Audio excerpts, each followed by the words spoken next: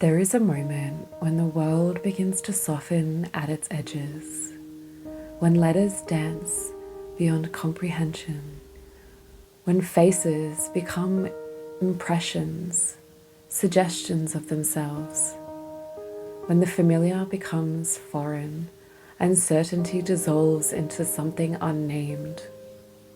Your body knows this moment intimately. The subtle panic that rises in your chest, the way your shoulders tighten, pulling inward as if you could physically grasp clarity from the air. The automatic reaching for focus, for glasses, for control over a world that has suddenly become uncertain. We squint against the softness. We fight the dissolution. We have been told that blur is betrayal, that our eyes have failed us, that our bodies have broken the most sacred promise of showing us the world as it truly is. But what if the world as it truly is includes the spaces between clarity?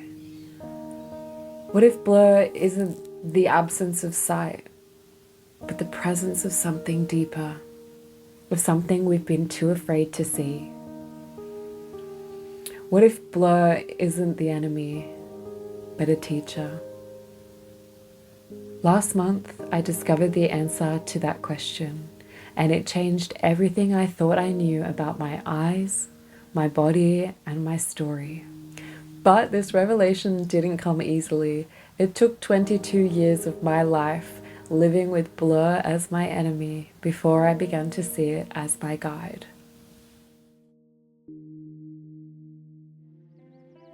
I was 5 years old when I first pointed at distant shapes and asked my mum, "What are those things?" She responded, "Those are cars." I couldn't see them clearly because I had been reading way past my bedtime in the slivers of hallway light between the door in my bedroom. For 22 years, since I got my first pair of glasses and was told I was myopic, I lived as blur's enemy. Every street sign had to be sharp, every leaf on the tree crisp, every cloud edge perfectly defined.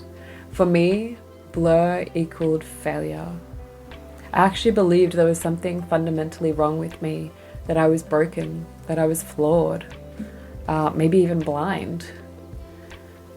When I was really young, like 5 or 6, I used to daydream that maybe one day in heaven, I would finally be able to see clearly, that I would have perfect vision. This myopic wound drove me to wanting to work in vision care, hoping to help others see what I could not. 3 years ago, I became a vision therapist trainee. I knew this job was going to change me and my life, and that terrified me. After my first consultation with my colleague and optometrist, I found myself sobbing in the bathroom, not fully understanding why. But beneath the tears, there was a feeling of relief, of hope. The first whisper that maybe I didn't have to work so hard anymore. Maybe there was a different way of being. I learned that vision is not about seeing clearly. It's about relationship. How the brain uses light to help us move through and connect with the world around us and make sense of it, really.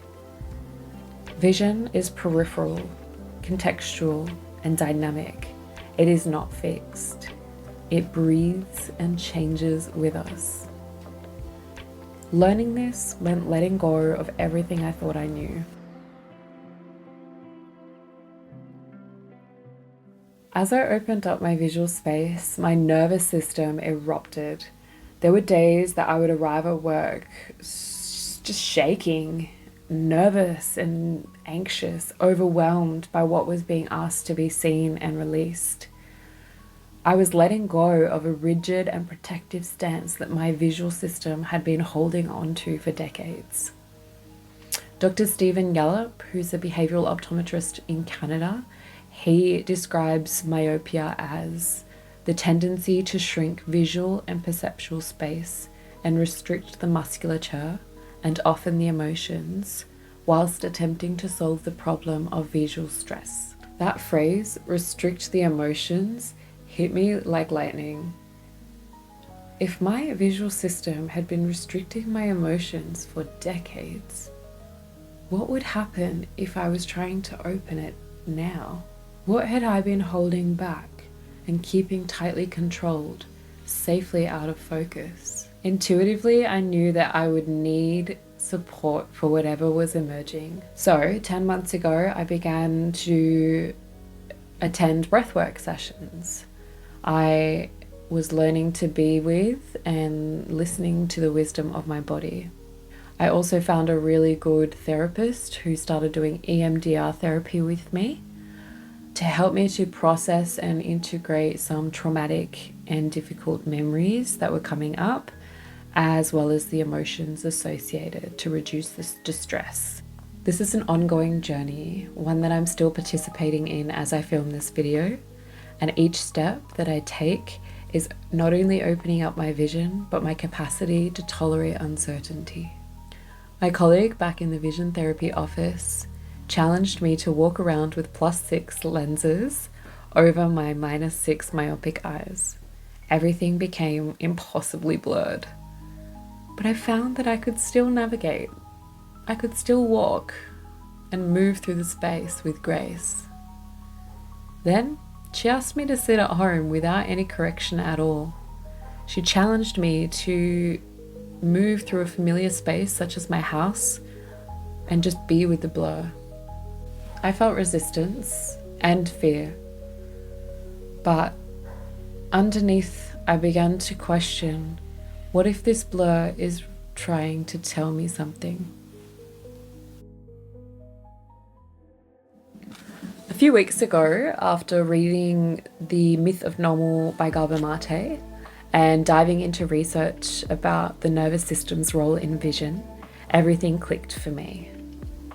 In the book, Gabor Mate writes, "Illness is not a random misfortune, not a cruel twist of fate. It is a manifestation of how we live." He invites us to ask not just what's wrong with the body, but what has the body been forced to adapt to?